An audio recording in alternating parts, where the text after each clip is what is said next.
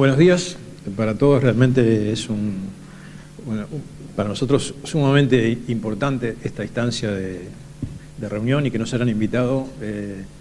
Así les contamos nuestra parte del trabajo y vemos todas las oportunidades que tenemos de establecer vínculos que nos ayuden a mejorar la manera en que el Uruguay reporta los cambios en los stocks de carbono, en sus inventarios de gases de efecto invernadero en el sector que tiene esa sigla rara que quiere decir uso de la tierra, cambio de uso de la tierra y silvicultura. Es más conocido en inglés por la cifra LULUCF o LULUCF, pero bueno, les vamos a contar entonces, Felipe y yo, lo que hacemos en el MGAP, en la compilación de los inventarios de dos de los sectores que reporta el país, que son el sector agricultura, donde están las emisiones de no CO2, agriculturas en el sentido gringo, o sea, incluye la producción animal, y ahí están todas las emisiones de metano y buena parte de las emisiones de óxido nitroso. Y básicamente este sector tiene que ver con el carbono, con el carbono en forma de CO2. Bueno, el contexto de los inventarios comienza con la Convención de Cambio Climático en el año 92 de Naciones Unidas. Se refuerza la importancia de los inventarios con el Protocolo de Kioto, pero esencialmente basado en los compromisos que toman los países desarrollados, dado que en el Protocolo de Kioto, que termina ahora el 31 de diciembre de 2019, eran los países desarrollados los que tenían compromisos cuantitativos y los tenían que demostrar su cumplimiento a través de sus inventarios. Entonces, los países desarrollados han trabajado mucho en sus inventarios, han mejorado mucho, han sido muy auditados. Los países en desarrollo que no teníamos esos compromisos, enviamos nuestros inventarios, pero no estuvimos sometidos al mismo proceso de mejora continua y entonces estamos de alguna manera un poco más rezagados en el desarrollo de información de calidad para el reporte y tenemos que trabajar porque vino el Acuerdo de París.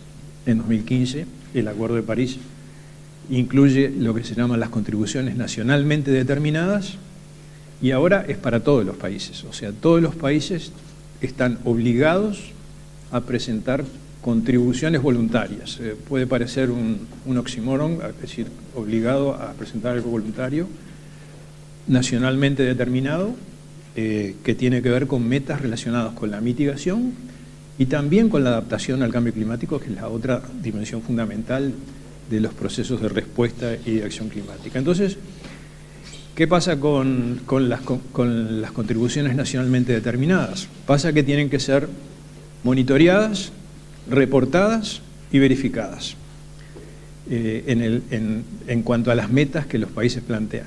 Así que los países pueden cumplirlas o no cumplirlas, pero tienen que reportarlas en forma transparente, para eso tienen que monitorearlas y luego estarán en situación de cumplimiento o no cumplimiento. Aunque no tengan una sanción económica o una sanción política, de hecho no cumplir las metas también significa de alguna manera una sanción desde el punto de vista de fallar como país frente a lo que se prometió cumplir. Y en este contexto aparecen los inventarios de gases de efecto invernadero, que eran al principio únicamente un mecanismo de comunicar a la Convención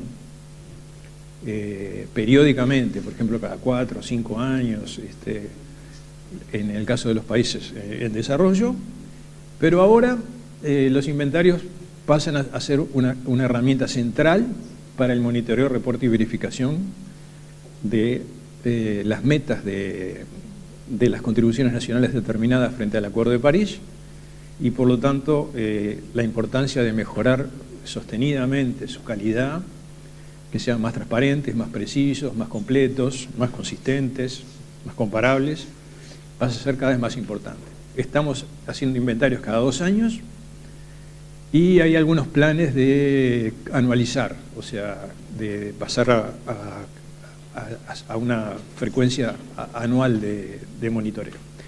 Así que este es el contexto. Y también les comentamos que la contribución nacionalmente determinada que Uruguay presentó al Acuerdo de París es bastante atípica y tiene una cantidad de metas relacionadas con el sector agropecuario.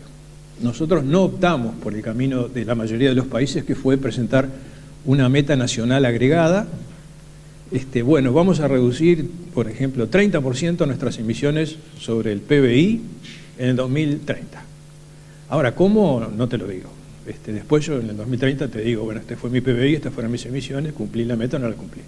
Nosotros optamos por un enfoque mucho más desagregado y entonces tenemos, por ejemplo, somos el único país que presentó una meta de reducción de intensidad de emisiones de gases de efecto invernadero en ganadería por kilo de carne producida. Y llamó mucho la atención eso. Y tenemos metas para el secuestro de carbono forestal, tanto en bosque nativo como en plantaciones, metas para las tierras agrícolas vinculadas con los planes de uso y manejo de suelos, para carbono en pastizales vinculado a procesos de restauración de degradación, para carbono en arrozales asociado fundamentalmente a metano con las posibilidades que ofrece otros manejos de la inundación. Entonces, como ven, fuimos bastante audaces, digamos, y bastante creativos en encontrar las oportunidades de cosas que podemos hacer. Por un lado, metas con esfuerzo propio, pero por otro lado, metas ampliadas y más ambiciosas que aspiran a acceder a los mecanismos de apoyo a la implementación que prevé la Convención, por ejemplo, a través del Fondo Verde para el Clima y otros instrumentos. Bueno, entonces, dentro de todo este panorama de los inventarios, y siendo Uruguay un país agropecuario, un país que tiene más del 75% de todas sus emisiones de origen agropecuario, bueno, evidentemente lo que pasa con el metano, con el óxido nitroso y con el carbono es absolutamente central para las estrategias de mitigación.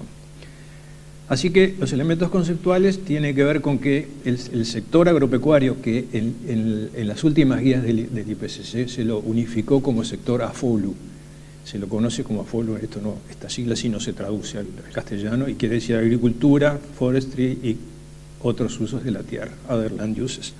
Bueno, este sector es muy complejo, tiene distintos gases, tiene distintos flujos, tiene gases que se pueden almacenar, tiene gases que no se pueden almacenar, e incluye una cantidad de fuentes asociadas a la producción de óxido nitroso, a la producción de metano, a la emisión de carbono, al secuestro de carbono. Así que es un sector que presenta muchísimos desafíos a la hora de reportarlo bien, por todas estas cosas. Y porque es un sector donde hay diversos procesos que están en juego, que como agrónomos conocemos bien, que están vinculados con la fotosíntesis, con la respiración, con la descomposición, con la combustión. Cuando se quema biomasa, no solo se libera CO2, sino que también se libera un poco de metano, se libera un poco de óxido nitroso, con procesos de nitrificación, de procesos microbiológicos de fermentación entérica. Es decir, que hay una cantidad de procesos, tanto biológicos como físicos, que intervienen en las transformaciones que experimentan digamos, los recursos gestionados en el marco del sector agropecuario y que resultan en emisiones. Y los gases que contabilizamos en los inventarios son los gases antropogénicos, o sea, no contabilizamos los gases de Fernando, ¿cómo te van? No contabilizamos los gases de tierras no manejadas, pero en Uruguay no debe haber ninguna hectárea que no tenga alguna influencia antrópica. Quiere decir que el 100% del territorio, hasta en las ciudades, por ejemplo, se tiene que contabilizar como carbono gestionado. Bueno, cuando hablamos de carbono y hablamos de sumideros, bueno, hay por un lado un concepto de qué es un stock y qué es un flujo. Entonces, los principales sumideros de carbono terrestre que se deben contabilizar según las guías del IPCC para inventarios. O sea, la Convención de Cambio Climático definió que los países deben reportar sus gases de efecto invernadero siguiendo las guías para inventarios que elabora el panel intergubernamental de cambio climático. O sea, uno no reporta como le parece y usando la metodología que cree más adecuada, sino que debe seguir las guías del IPCC. Son guías flexibles, abiertas, y vamos a ver algunas características que tienen, pero nos indican, bueno, para los sumideros de carbono terrestre tenemos que considerar tres grandes reservorios de carbono: la biomasa viva, la materia orgánica muerta y los suelos. La biomasa viva la podemos desagregar a su vez en dos categorías: la que está sobre el suelo y la que está bajo el suelo, y la materia orgánica muerta en madera muerta y mantillo, jarasca, líter o como le quieran llamar. Y luego tenemos la materia orgánica del suelo como otro de los grandes actores de esta película. Así que bueno, es algo como así, es lo que tenemos que medir y estimar lo que vemos, y también tenemos que medir y estimar cosas que no vemos, o que es difícil ver, y por lo tanto hay que inferir mediante algunos métodos indirectos. Muchas actividades humanas entonces afectan los flujos de carbono, y en realidad nosotros titulamos esta presentación no como secuestro de carbono, sino como cambios en los stocks, porque las actividades humanas pueden provocar tanto secuestro como emisión, es decir, el carbono en cualquiera de estos sumideros que vimos puede aumentar o puede disminuir, y tenemos que contabilizar cualquiera de las dos situaciones.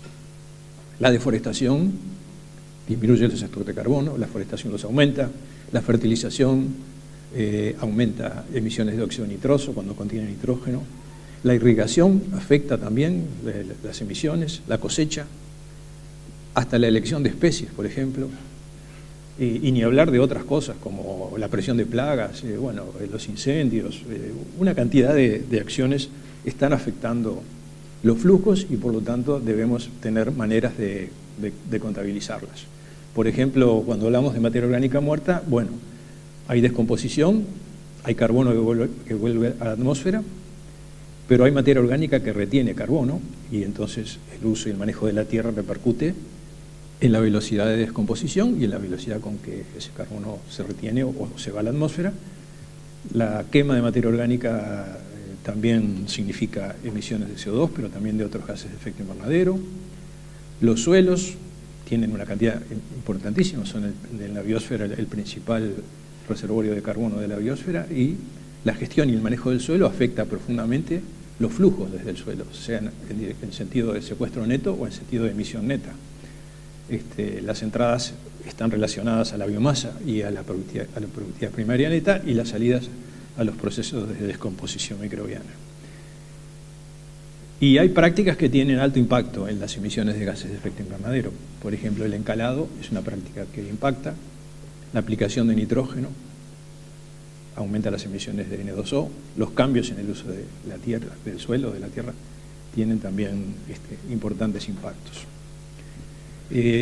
Los gases que contabilizamos en el sector son estos tres que ustedes ven en la pantalla, y en esta presentación nos vamos a focalizar exclusivamente en cómo en el inventario estamos actualmente en el MGAP compilando los inventarios en relación a CO2 en materia viva, materia orgánica muerta y suelo, y no nos vamos a referir a cómo contabilizar el nitroso ni el metano del sector que está relacionado con ese tipo de actividades como incendios o otras prácticas.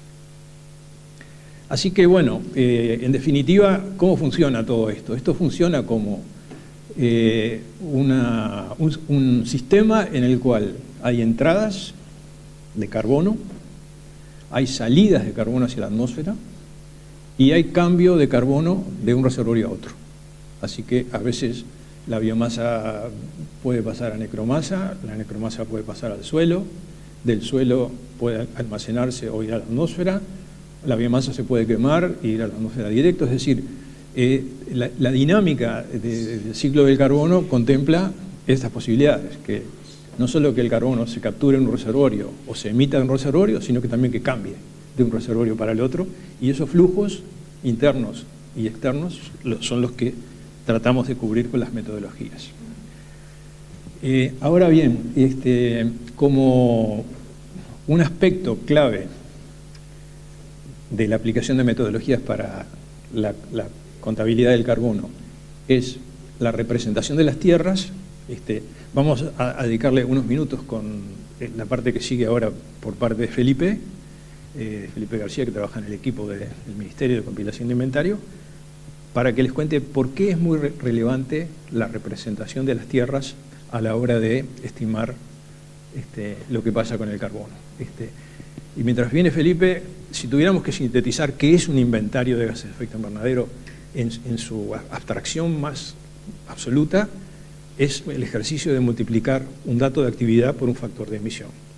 Y el dato de actividad en este sector clave es la superficie de tierra en determinado tipo de uso o tipo de actividad. Entonces es muy importante presentar esta parte.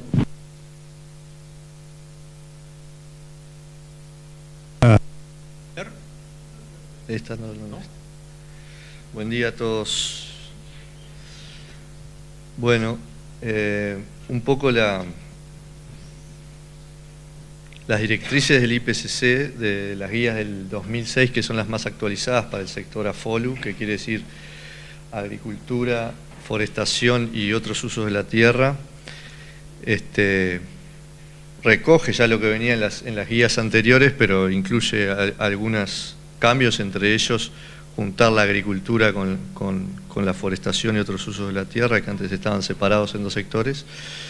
Y bueno, reconoce que en realidad la mayoría de las emisiones en las cuales se dan los flujos de carbono que estaba hablando Walter, se dan por actividades que están sobre la tierra, ¿no? O sea, pueden producir en distintos usos de la tierra. Y por eso las estimaciones de estos flujos se basan en el uso de la tierra y los cambios que hay en el uso de la tierra. Mejorar la coherencia y la exhaustividad en cómo registramos esos cambios en el uso de la tierra también mejora la estimación y la solidez de las estimaciones de emisiones y absorciones de gases de efecto invernadero. Para el IPCC hay 6 tipos o 6 categorías, como le llama el IPCC, grandes de uso de la tierra, que son tierras forestales, tierras de cultivo, pastizales, humedales, asentamientos y otras tierras. Estas son grandes categorías que después se pueden subdividir. Los países deben definir estrictamente estas 6 categorías según sus circunstancias nacionales, o sea que no son definiciones internacionales. El país puede tener una definición nacional para esas. Si bien el IPCC da una definición de esos usos de las tierras, el país puede adaptarlo o ajustarlo a sus circunstancias nacionales. Por ejemplo, el bosque es un típico ejemplo de que puede variar en altura, en densidad de copa, de cobertura de copa, etcétera, que cada país puede llegar a ajustar. Para las definiciones de estos usos de la tierra se puede basar en coberturas vegetales, y normalmente tienen mucho la definición tiene mucho de qué cobertura vegetal está en cada tierra, pero en realidad también incluye otras cosas como el uso económico, la actividad económica que se está dando en esa tierra, o una combinación de ambos. Y por lo tanto hay que tratar de no mezclar lo que es la categoría de uso de la tierra con la cobertura vegetal. Y a veces pasa que es bastante fácil mezclarse, y por ejemplo un ejemplo típico es que un humedal puede tener un tapiz de pasto, puede tener una cobertura de pasto, porque la definición de humedal es aquella área que está en algún momento del año inundada. Y por lo tanto una pradera inundable o un bajo que en algunos momentos del año queda bajo agua, para el IPCC es un humedal. Y lo mismo pasa con otros ejemplos. Y bueno, esto de la consistencia de la representación de las tierras, todos los países tienen que asegurarse de que no se contabiliza en más de una categoría o subcategoría cada área de tierra, o sea que tiene que contarse una sola vez y evitar todo tipo de doble contabilidad, que mapeando es bastante fácil de evitar, pero cuando se usan otros métodos que no son tan geográficamente explícitos, a veces es fácil o por lo menos hay que estar trabajando bien para no contar doble las superficies de la tierra. Bueno, Como venía diciendo Walter y vamos a mostrar ahora, en realidad para el IPCC el uso del suelo, por lo tanto, es una aproximación a la estimación de las emisiones y los secuestros. El dato de superficie que está con un cierto uso de tierra es el que se va a multiplicar por un factor de emisión y va a dar la emisión que vamos a terminar cuantificando para el país. Para el IPCC siempre se distinguen los procesos naturales y antropogénicos. En este caso se reportan siempre las tierras manejadas y no se reportan las tierras no manejadas. Cuando se habla de manejadas es que tienen algún tipo de intervención humana, cualquiera sea y mínimo que sea. Bueno, lo que decía antes de que las categorías se deben definir estrictamente y ser consistentes en el tiempo. Si las definimos en el 2000 y las cuantificamos y clasificamos en el 2000 con una definición, debemos mantenerla obviamente para que las series de tiempo sean consistentes. Y además, toda la metodología de cálculo debe ser muy operativa, muy práctica y aplicable en todos los países, además de mantenerse científicamente correcta. Por lo tanto, hay un montón de supuestos y de aproximaciones que se construyen cuando se estima. Bueno, los flujos son estimados en las 6 categorías que mencionamos. Se va caracterizando esas 6 categorías según la actividad que tienen, el manejo que tienen, qué flujos de carbono van a tener, y también se cuantifican los flujos cuando hay un cambio de una categoría a la otra, que también se dan flujos importantes de carbono cuando hay un cambio de una categoría a la otra. Bueno, decía, las categorías se subdividen según circunstancias nacionales. En esas, lo que mencionaba Walter, en cada categoría de uso de la tierra se estiman los flujos que hay en los 3 reservorios de carbono: biomasa, materia orgánica muerta y materia orgánica del suelo. Y también lo que decía recién, los cambios en el carbono se calculan tanto en un uso que está permaneciendo en el tiempo como en los cambios de uso, un cambio de una categoría a la otra. Entonces, esto de la representación consistente de tierras, en realidad es el análisis que se hace para identificar y cuantificar las actividades humanas sobre la tierra y los cambios que se producen en ella, y a partir de eso estimar las emisiones o los secuestros de carbono que hay en esas tierras. Esto resulta en una estratificación o una división de las áreas del país en superficies que dentro de esa categoría tienen variables bastante homogéneas en términos de cómo es la dinámica del carbono en ese uso, y por lo tanto permiten dentro de esa categoría estimar muy bien el flujo que se está dando.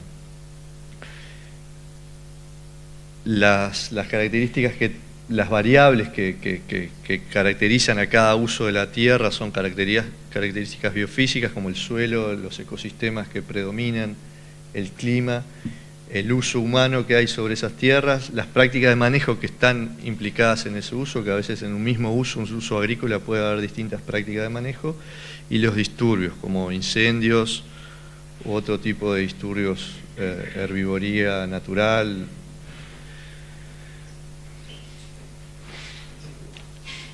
Y bueno, como veníamos diciendo, en realidad entonces la superficie de la tierra que tiene un cierto uso es el dato de actividad que se va a multiplicar por el factor de emisión, y por lo tanto representa la magnitud de la actividad humana que está generando las emisiones o los secuestros en un cierto tiempo.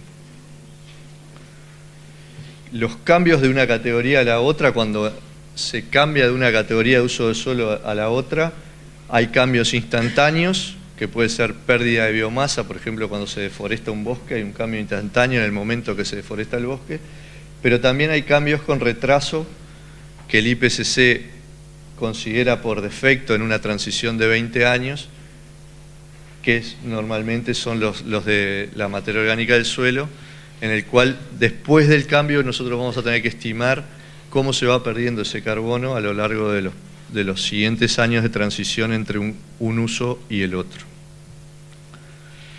Entonces, bueno, para resumir un poco ¿Cómo se va clasificando la tierra? En un primer paso se clasifica el uso que tiene la tierra actualmente.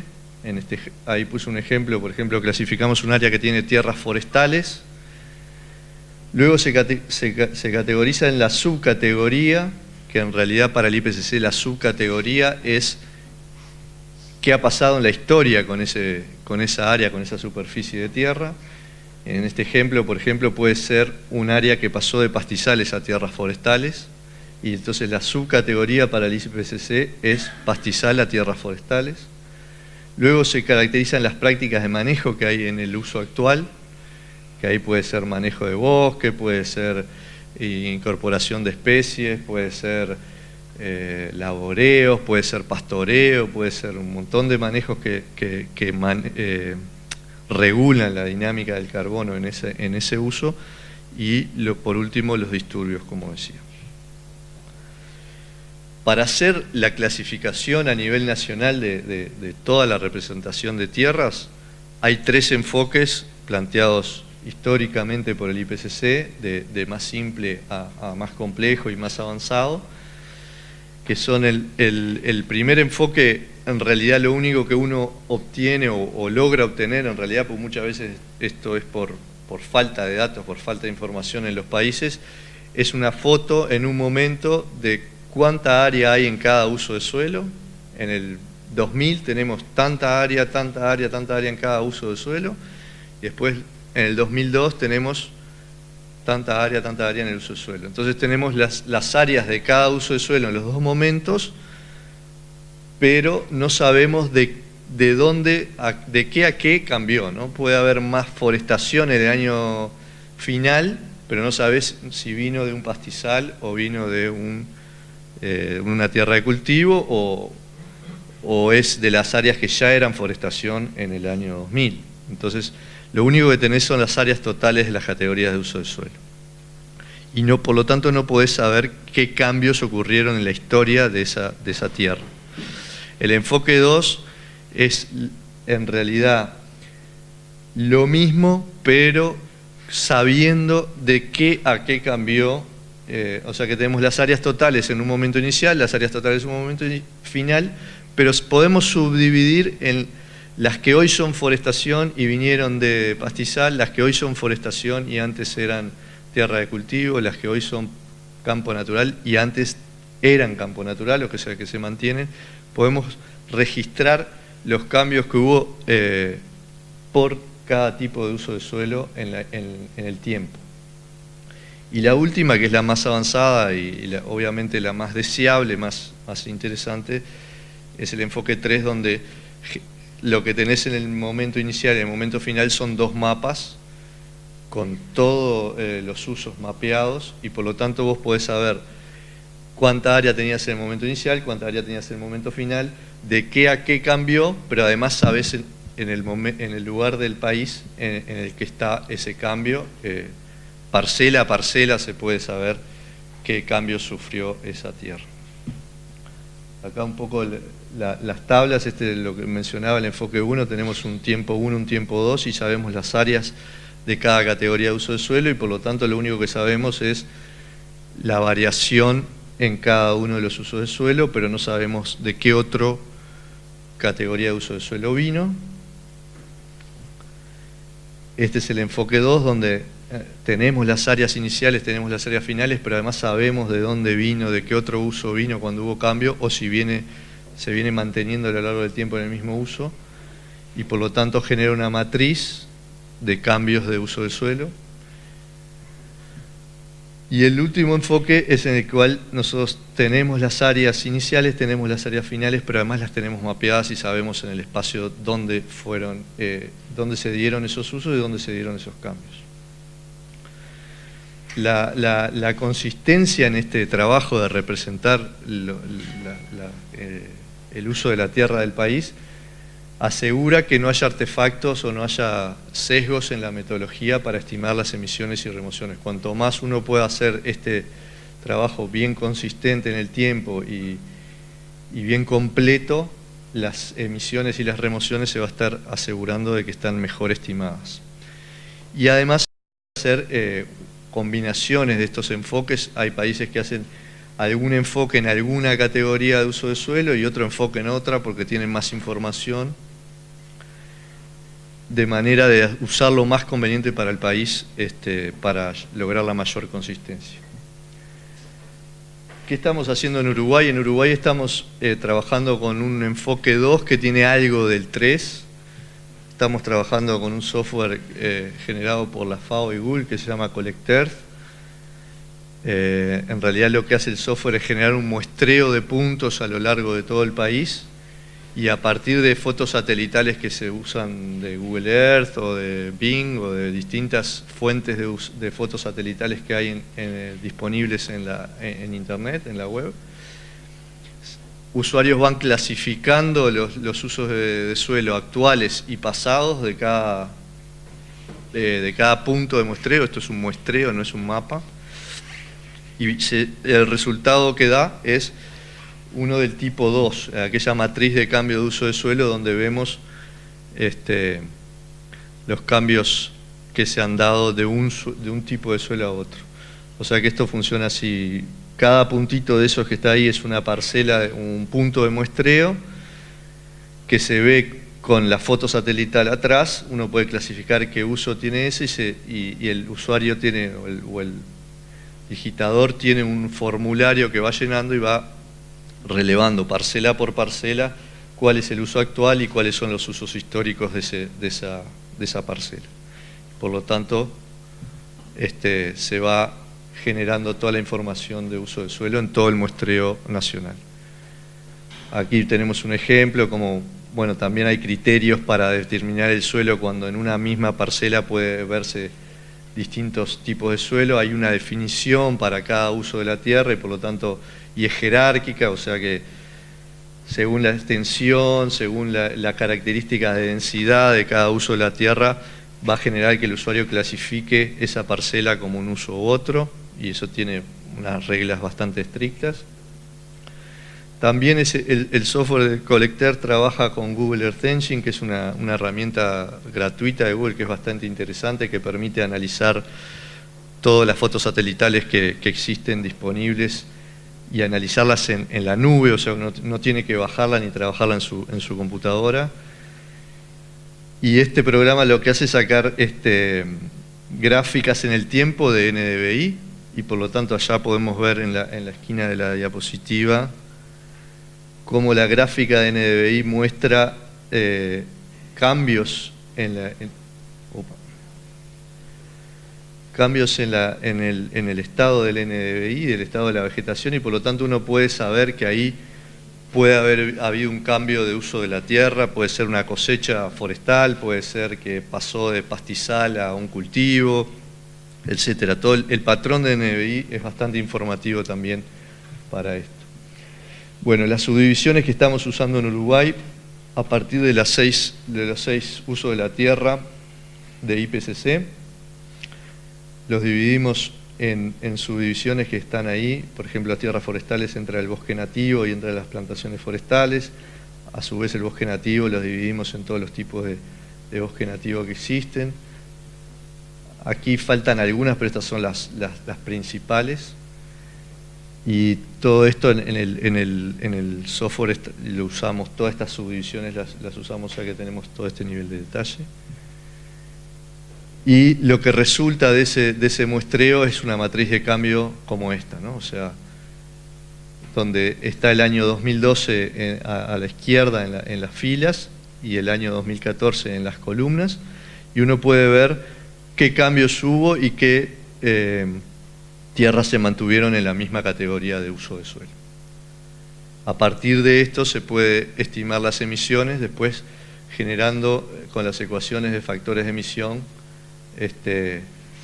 que ahora Walter le va a presentar todas las ecuaciones, cómo a partir del uso de la tierra se puede calcular las emisiones o los secuestros que hubo en cada uno de esos tipos de uso de la tierra. Así que dejo a Walter de nuevo con los métodos de cálculo. ¿Minutos tengo? ¿10? Bueno, voy a ir muy rápido porque no quisiera que me maten los los organizadores. Y por lo tanto, voy a ser bastante genérico y me voy a enfocar en 2 o 3 cosas. Uno, que cuando hacemos las estimaciones, el IPCC lo pensó de tal manera que no hay excusa para no reportar. Bueno, no tengo información. Bueno, no tiene, bueno, entonces use el nivel 1 y tiene las tablas con los valores por defecto. Así que no reportar no tiene excusa. Ahora, ¿es lo mejor reportar nivel 1? No, lo mejor es reportar nivel 2 o 3, que son más específicos del país y tienen mayor precisión.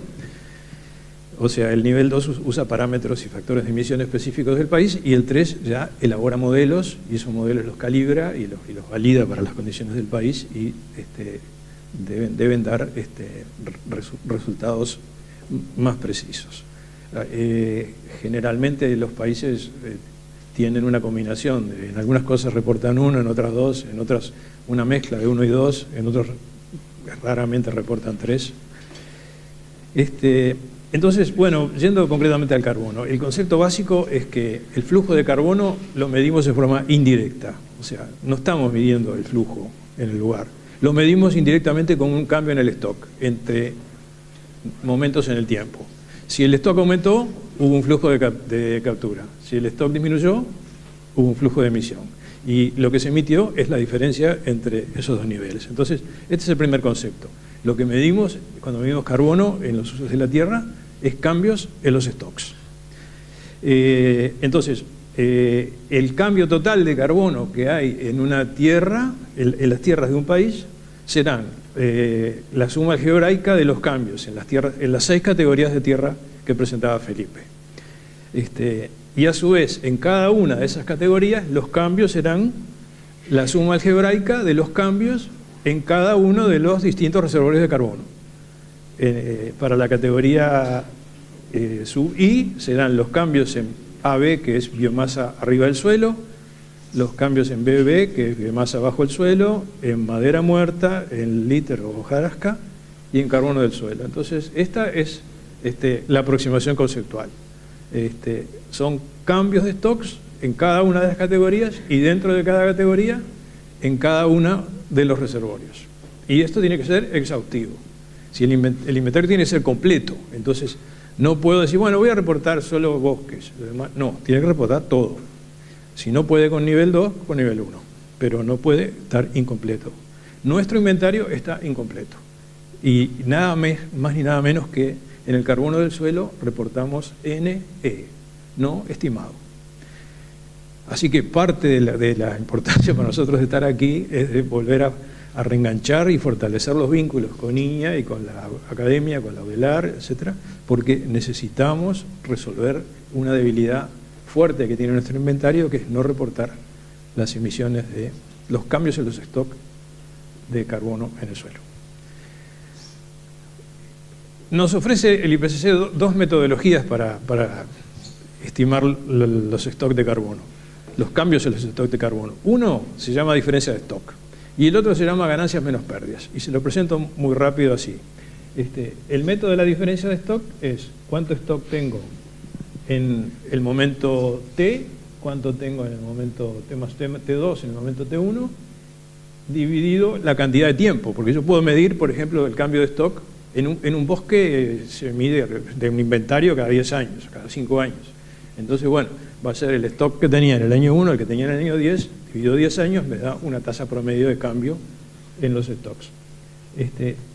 Y el carbono, en el caso del carbono que está en la biomasa leñosa, se estima mediante la ecuación que está ahí abajo con la letra B chica. O sea, es la sumatoria del área que viene de la representación consistente de tierras a que hacía razón Felipe, por lo tanto es una variable central, multiplicada por el volumen de madera comercial que hay en ese bosque, o de madera fustal, digamos, multiplicada por un factor que contempla la expansión de la madera fustal a todo el follaje para transformar en biomasa aérea, multiplicado por la densidad para transformar metros cúbicos en materia seca, anhidra, multiplicado por ese factor 1 más R, que incluye la biomasa subterránea y que puede venir de tabla del IPCC o de muestreos destructivos, como hicimos nosotros con algunos eucaliptos del Parque Roosevelt, que los desarmamos completamente. Multiplicado por un... Bueno, ahí teníamos materia seca. Si lo multiplicamos por CF, que es la fracción de carbono, por ejemplo 0,47, vamos a tener finalmente como resultado de esa cuenta el carbono en el tiempo 2 o en el tiempo 1. Entonces necesitamos todos esos parámetros. No podemos hacer la estimación si no contamos con esos parámetros. O si son país específico, mejor, y si no, tenemos que usar los valores por defecto. El otro método, que es el que usamos actualmente en Uruguay, es el de ganancias menos pérdidas. O sea, en este método lo que hacemos es calcular lo que crecen los árboles y restarle lo que pierde en el mismo año un bosque por extracción para cosecha, o porque algo se perdió por un incendio, o hubo recolección de leña. Entonces nosotros tenemos datos de crecimiento, metros cúbicos por año que crece, lo multiplicamos por todos esos factores para llevarlo a biomasa total, a biomasa a materia seca, a carbono, y luego ahí tenemos la ganancia, y luego la Dirección Forestal nos releva anualmente las estadísticas de cuánto se cosechó para distintos destinos, cuánto fue para leña, cuánto fue para madera rolliza, cuánto fue para pulpa, y entonces restamos lo que se extrayó, lo que se extrajo, perdón, por el neologismo. Restamos lo que se extrajo, y la diferencia entre el crecimiento y la extracción nos da el cambio de stock que hubo en ese año. Bueno, ahí están las pérdidas. Por ejemplo, aquí teníamos, acá podemos tener una plantación que tiene 200.000 toneladas, se cosecharon 10.000, hubo un incendio que hizo perder 2.000 y se sacaron para leña 300 toneladas, así que bueno, tuvimos 3.000 toneladas, tuvimos 15.000 de pérdidas, creció 200.000 menos 15.000, 185.000, ese es el cambio de stock. Tan fácil como eso. Ahora, cuando hay una conversión en el uso de la tierra, como decía Felipe, hay que considerar no solo las ganancias y las pérdidas que hubo ese año, sino cuánto disminuyó el stock por la conversión. Supongamos que yo tengo un monte de olivos y es un negocio ruinoso tener olivos, entonces decido cortar los olivos y criar corderos y pongo una pradera. Bueno, la biomasa de mis olivos es una pérdida de carbono que hubo en la conversión. Espero que esto no pase en la realidad. Digo,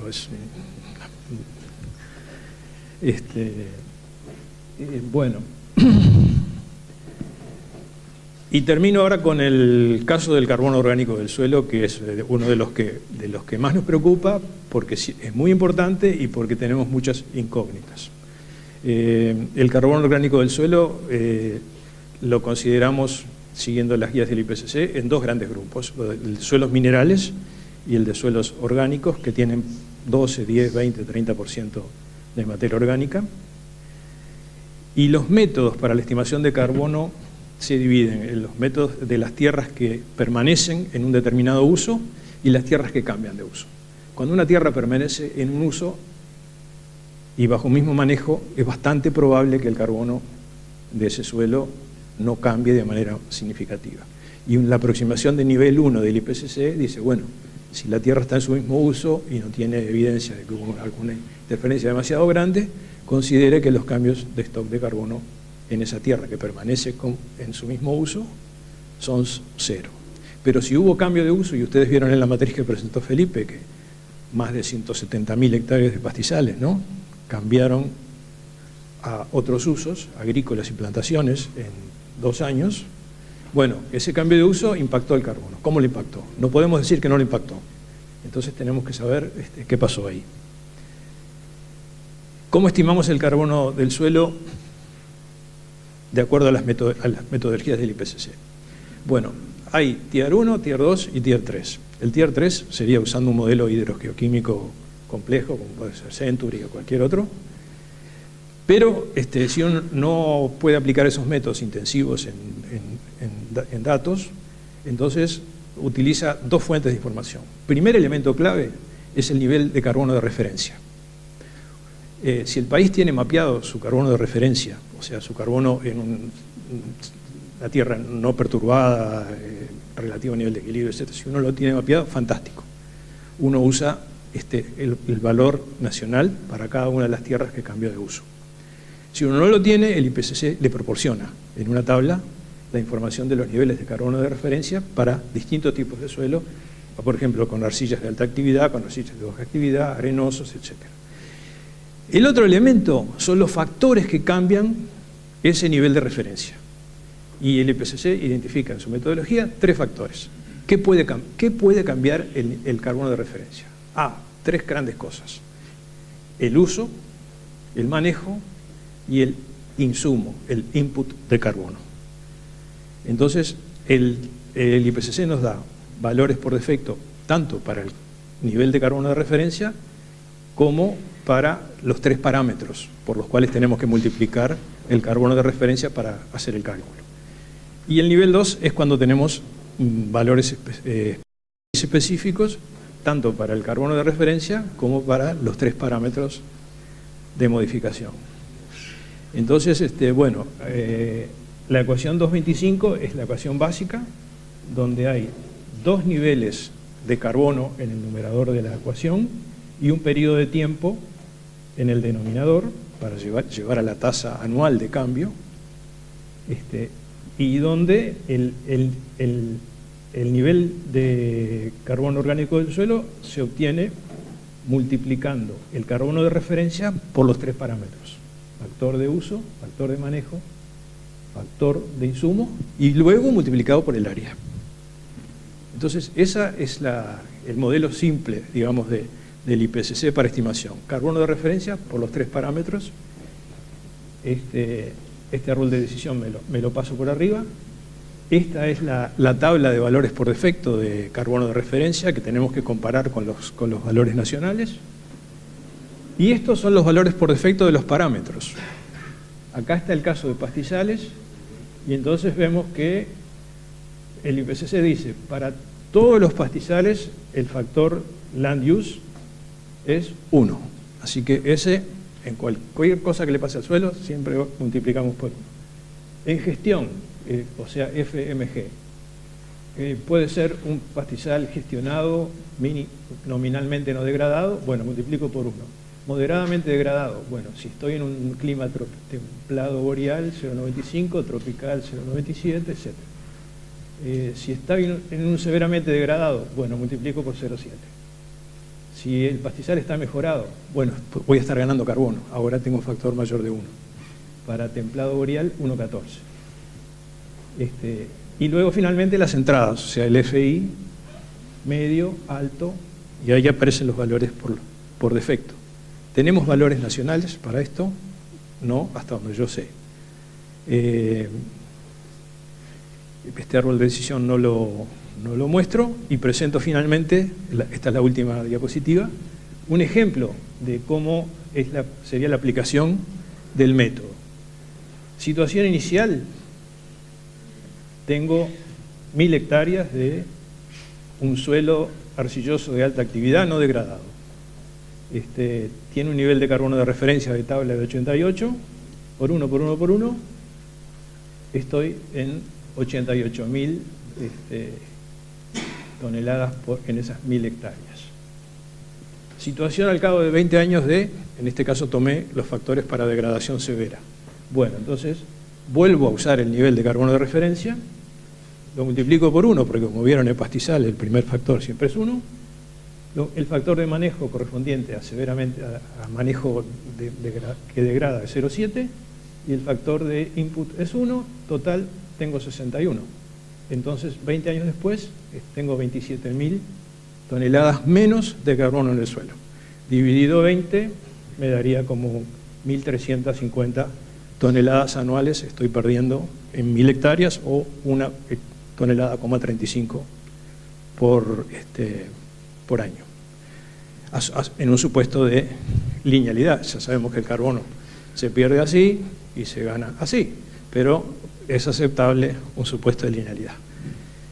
En el correr de esta jornada, nosotros vamos a estar muy atentos a escuchar qué cosas podemos saber, qué cosas podemos aprender, qué cosas podemos incorporar para mejorar este método, para saber si aplicando este método le podemos razonablemente creer. ¿Y por qué estamos reportando NE? Porque nos da aumentos en los niveles de carbono a los cuales no les creemos del todo. Entonces hemos optado por una posición más conservadora de no reportar hasta que podamos tener una buena discusión, y esta es una instancia apropiada para obtener alimentos para esa discusión. Disculpas porque nos pasamos de la hora, y bueno, gracias, y después si hay preguntas o no sé cómo es la dinámica, estamos a la orden.